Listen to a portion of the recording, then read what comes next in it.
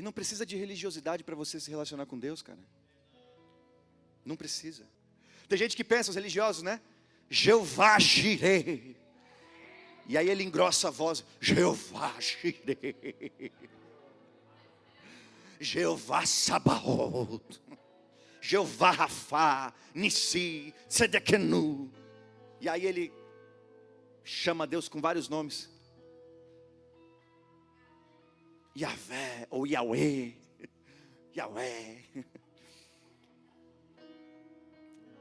São nomes de Deus de fato, mas não foi o nome preferido que Jesus revelou.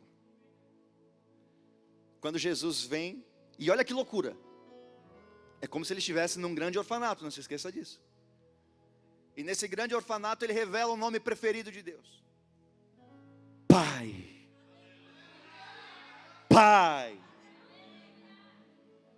Pega o evangelho, olha ele, Mateus, Marcos, Lucas, João. Você nunca, exceto uma vez, mas você nunca vai ver Jesus chamando Deus de uma outra forma que não fosse Pai. Tem uma vez só,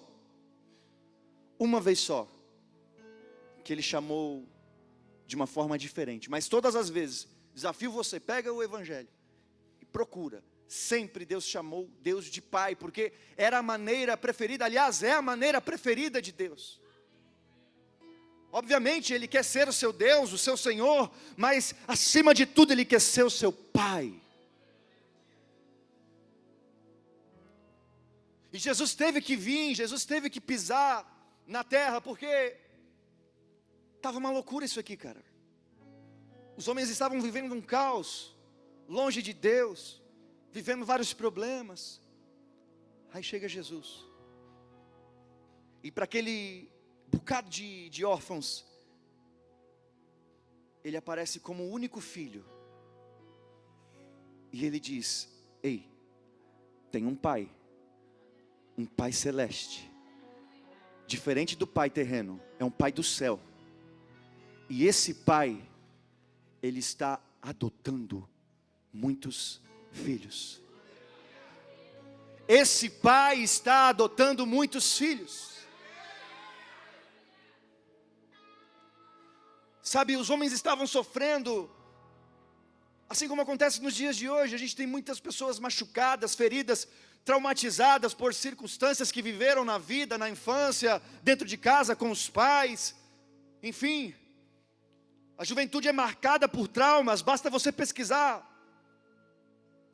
Você vai ver, principalmente nessa geração atual, a juventude carrega muitos traumas, muitas dores, muitos problemas.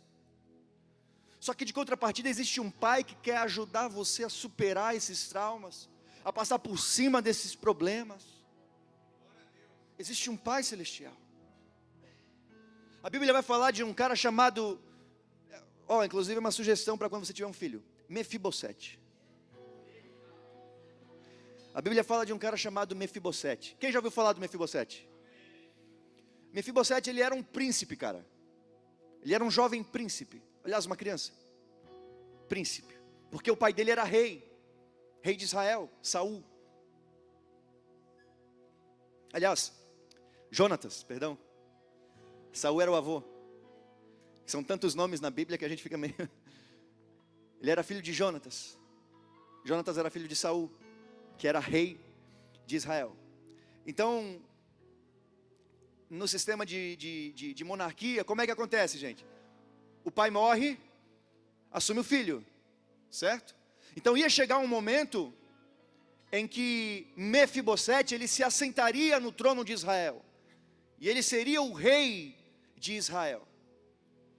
Só que ainda quando ele era criança, o seu pai e seu avô, Jonatas e Saul, foram para uma guerra, e nessa guerra os dois tombaram, os dois morreram. Saul e Jonatas. O garotinho, que tinha promessa de ser rei, recebe a notícia de que o seu pai e o seu avô haviam morrido no mesmo dia em combate. E não ficou só por isso, a galera que venceu e que matou o pai e o avô desse garoto, Eles agora estavam indo em direção ao local que estava Mefibosete. E Mefibosete tinha uma espécie de babá. E ela, assustada, sabendo que o povo estava vindo agora, ela pega o garoto e ela sai na tentativa de proteger, de guardar ele. E ele cai. A Bíblia diz que ele cai. Nessa da babá, de pegar ele no colo e sair correndo para proteger ele, o garoto cai. E ele fica aleijado dos pés. Não consegue mais andar sozinho. Por conta de um trauma que ele sofreu. Quem sabe nós temos pessoas aqui nessa noite, assim como Mefibosete, que passaram por muitos e muitos traumas na vida. Pessoas que talvez em algum momento alguém te deixou cair e você se machucou. Mas eu quero te dizer que Deus, o seu Pai, Ele quer te ajudar a superar tudo isso. Ele quer restaurar a sua imagem, a sua identidade. Tem muitos aqui com a imagem distorcida, a imagem manchada por conta das experiências. O diabo quer te fazer acreditar que você é filho das suas experiências. Ah, o viciado, o drogado, o ladrão, o filho do bêbado. O diabo quer te dar paternidade, rejeite. Você pode ter passado por essas experiências, mas você não é filho das suas experiências. As suas experiências não podem determinar quem você é.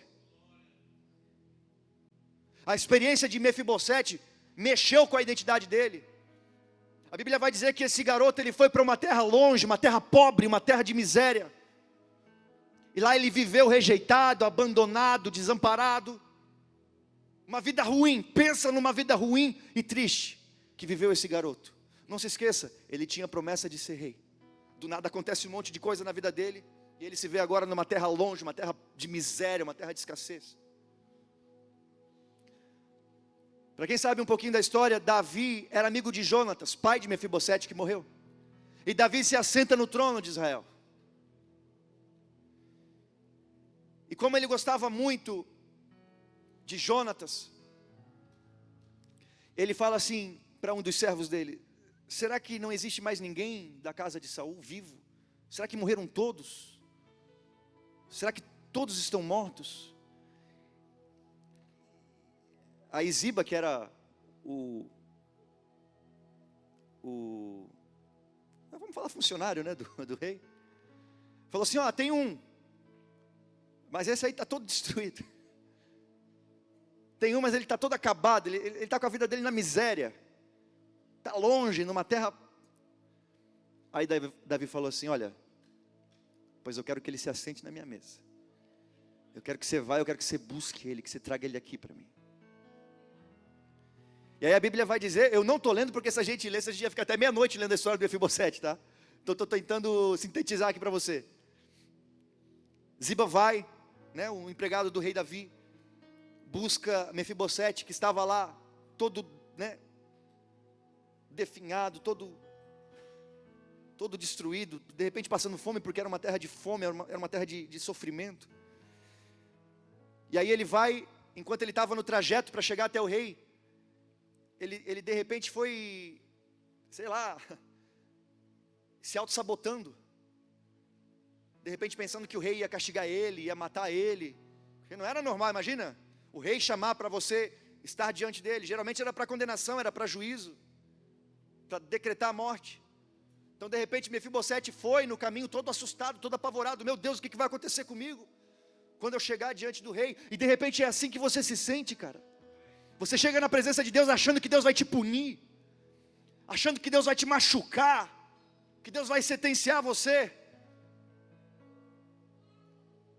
Davi não queria sentenciar, não queria condenar Mefibosete.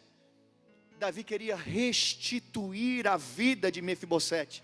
Tudo aquilo que ele perdeu, os anos que foram perdidos, Davi estava disposto a restaurar tudo na vida daquele jovem. E Davi nada mais é do que uma figura de Deus nessa noite, que deseja também trazer você até a presença dEle, para restaurar a sua imagem, para restaurar a sua identidade, para restaurar o tempo perdido. Você é filho, cara, filho de Deus. O mundo fala um monte de mentira para confundir você.